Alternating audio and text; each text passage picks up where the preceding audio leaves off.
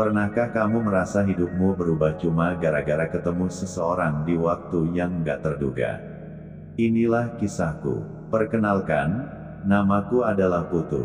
Seorang pria berusia 28 tahun, dengan tinggi badan 172 cm. Aku adalah anak sulung dari keluarga sederhana, yang sehari-hari bekerja di sebuah kantor kecil di suatu pinggiran kota Surabaya. Sehari-hari hidupku biasa saja, tanpa drama besar, atau hal-hal menarik yang bikin jantung berdebar. Rutinitas yang sama setiap hari mulai membuatku merasa ada sesuatu yang kosong di hati ini, sesuatu yang sampai saat ini belum kutemukan dalam hidupku. Suatu hari, teman dekatku namanya Dika, mengajakku untuk ikut kegiatan sukarelawan di panti asuhan di pinggiran kota Surabaya. Awalnya, aku tidak begitu tertarik. Dalam pikiranku, kegiatan sosial bukanlah hal yang benar-benar aku kuasai. Namun, rasa penasaran dan sedikit dorongan dari Dika membuatku akhirnya setuju. Satu hari yang awalnya aku ragu ini, ternyata menjadi momen yang mengubah segalanya dalam hidupku. Ketika aku tiba di panti asuhan, suasana yang hangat menyambutku. Anak-anak berlarian di sekitar, tawa dan canda mereka seolah mengisi udara dengan kebahagiaan. Di sana, aku bertemu dengan banyak orang, dari berbagai latar belakang. Namun, ada satu orang yang langsung menarik perhatianku, yaitu Rina. Dia bukan hanya sukarelawan biasa, cara dia berinteraksi dengan anak-anak penuh kasih sayang. Senyumannya yang tulus menambah aura kehangatan di panti asuhan itu. Rina, yang kini berusia 26 tahun, berasal dari keluarga yang cukup berada, namun dia memilih hidup sederhana dan mengabdikan dirinya untuk membantu orang lain. Di antara anak-anak yang berlarian di sekitarnya, Rina selalu membawa kehangatan yang sulit dijelaskan. Aku terpesona oleh semangat dan dedikasinya. Setiap gerakan dan tawa anak-anak yang bersamanya seolah menjadi bukti betapa berartinya kehadirannya. Sore itu setelah kegiatan selesai, aku menghampiri Rina yang sedang duduk di bawah pohon sambil memandangi anak-anak yang bermain. Tanpa ragu, aku memberanikan diri untuk mendekat. "Hei Rina, boleh nggak aku duduk di sini?" ucapku meminta izin. Dia menoleh dengan senyum, "Boleh dong, santai aja. Lagi suka suasananya ya," jawabnya. Aku pun tertawa kecil, "Iya, nggak ngangka ya, bisa serileks ini. Anak-anak di sini luar biasa ya," ucapku. "Bener banget, mereka punya semangat hidup yang luar biasa meskipun hidup mereka nggak selalu mudah," Rina menjawab dengan penuh perhatian. Obrolan sore itu membuka percakapan panjang antara kami. Rina mulai menceritakan alasan dia menjadi sukarelawan, bahwa kegiatan ini membuatnya merasa hidupnya lebih berarti. Aku mendengarkan dengan saksama, terkesan dengan ketulusan yang jarang kutemui pada orang lain. Setiap kata yang diucapkan Rina menginspirasi, dan entah bagaimana, hatiku mulai merasa lebih hangat.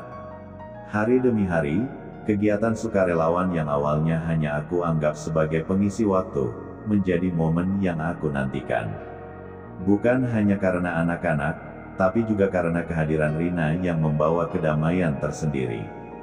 Aku mulai sadar bahwa perasaan yang muncul di hatiku bukan sekadar rasa nyaman. Rasanya, ada sesuatu yang lebih dalam yang terbangun antara kami. Suatu sore, setelah kegiatan di panti asuhan, Rina mengajakku ke rumahnya. "Putu, mau nggak datang ke rumahku? Biar bisa ngobrol lebih santai," tawarnya dengan nada manis. Di situ aku merasa sedikit terkejut, tapi rasa ingin tahuku lebih besar daripada rasa gugup. "Tentu saja, aku senang sekali," jawabku dengan antusias. Rumah Rina ternyata megah sekali, sebuah rumah bergaya modern yang terletak di lingkungan yang tenang dan asri. Begitu aku melangkah masuk, aku disambut oleh suasana sepi yang agak kontras dengan keceriaan yang kudapatkan di panti asuhan. Hanya ada satu sosok yang tampak sibuk, yaitu Bibi Tini, pembantu rumah tangga berusia sekitar 50 tahun, yang sedang membersihkan ruang tamu. Beliau sudah bekerja di rumah itu sejak Rina berusia 2 tahun.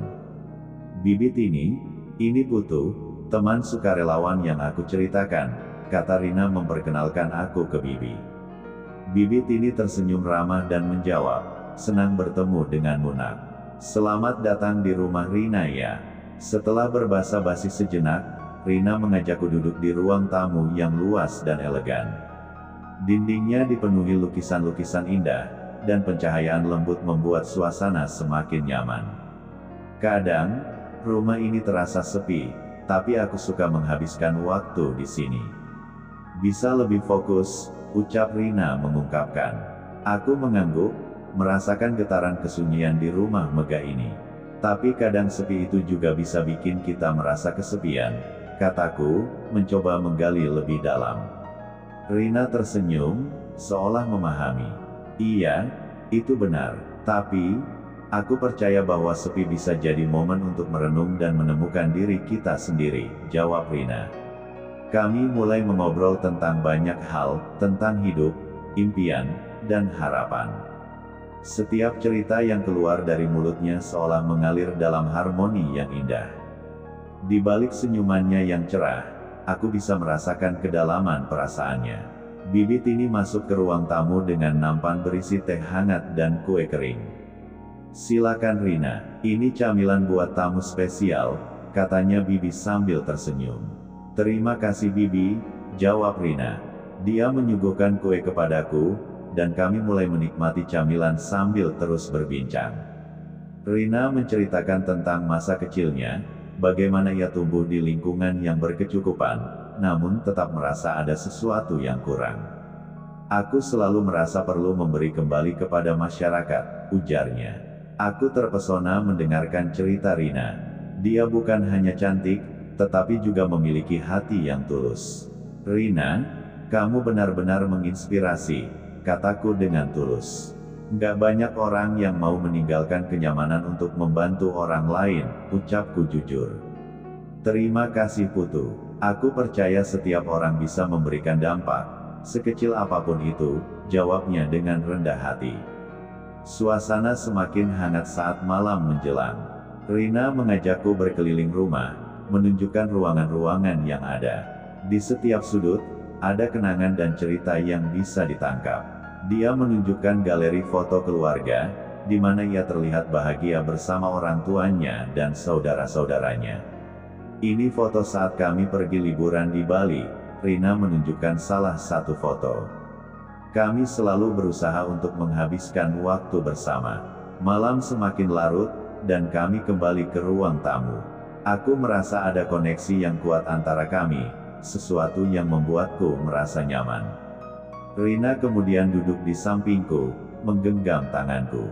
Rina, aku ingin jujur padamu, kataku, berusaha untuk tidak gugup.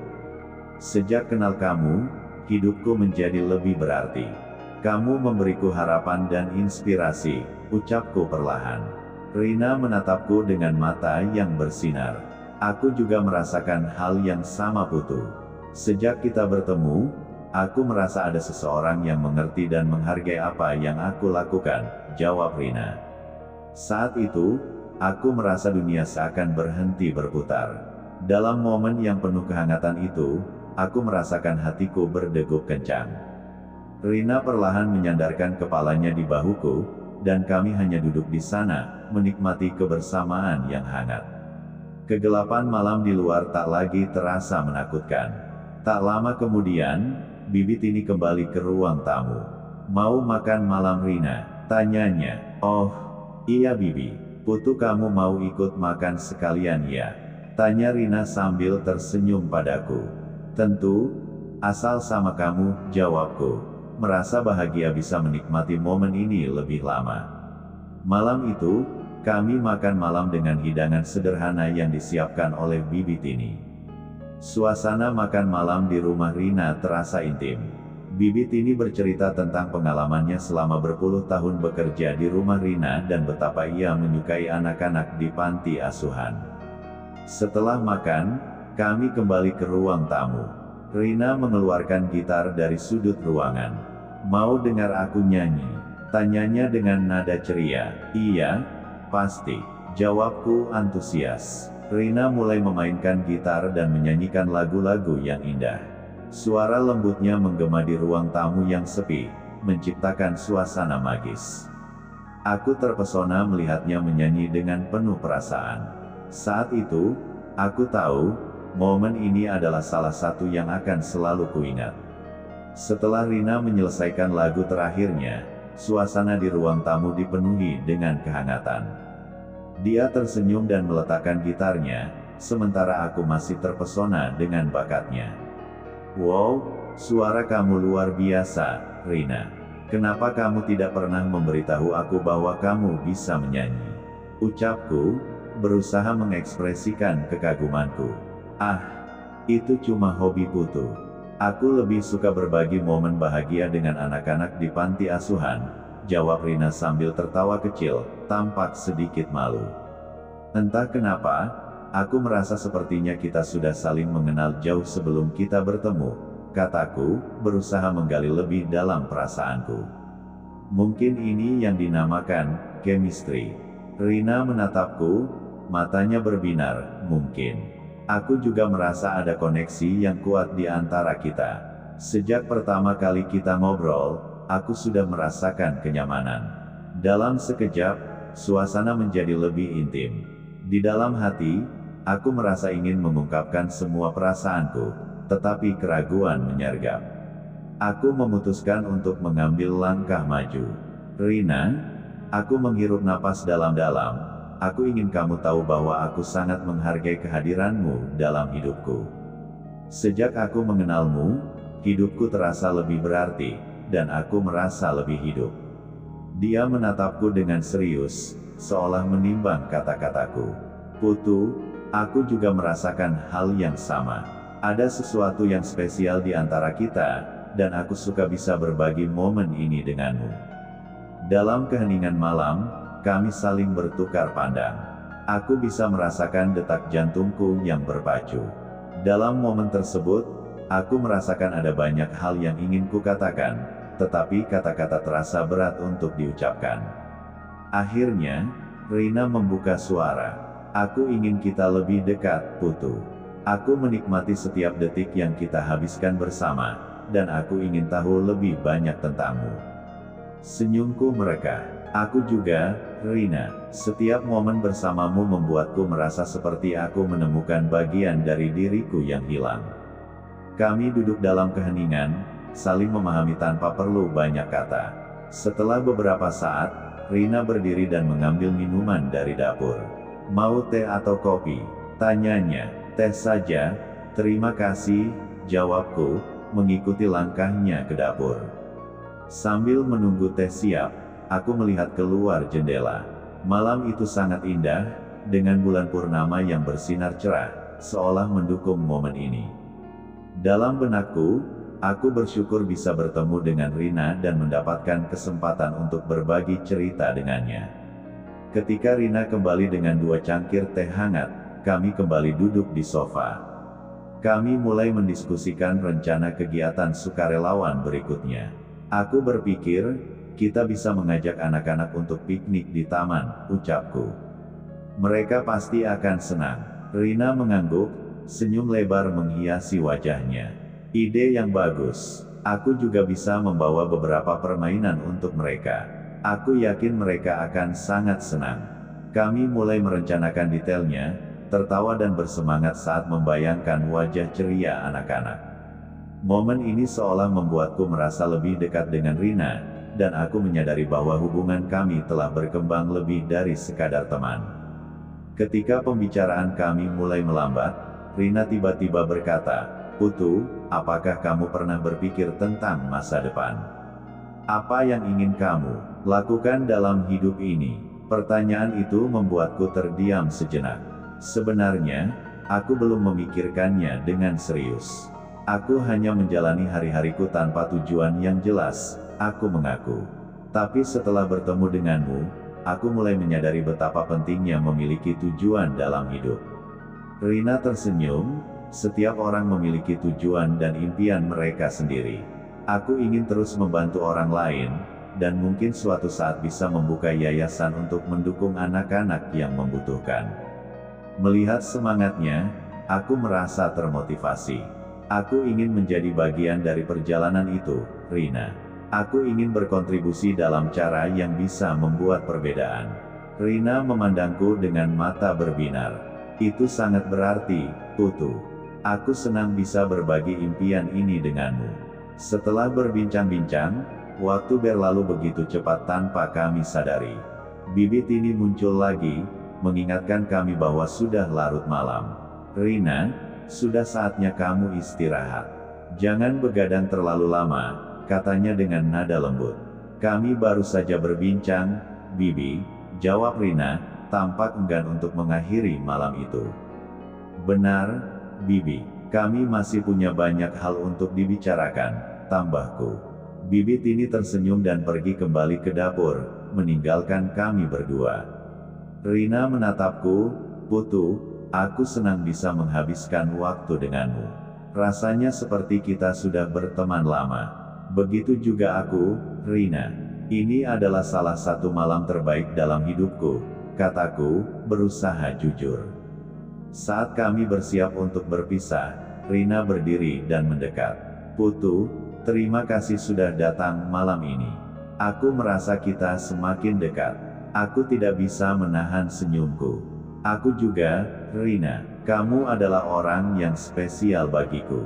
Dalam momen yang penuh kehangatan itu, Rina menyentuh tanganku, dan aku merasakan listrik kecil mengalir di antara kami.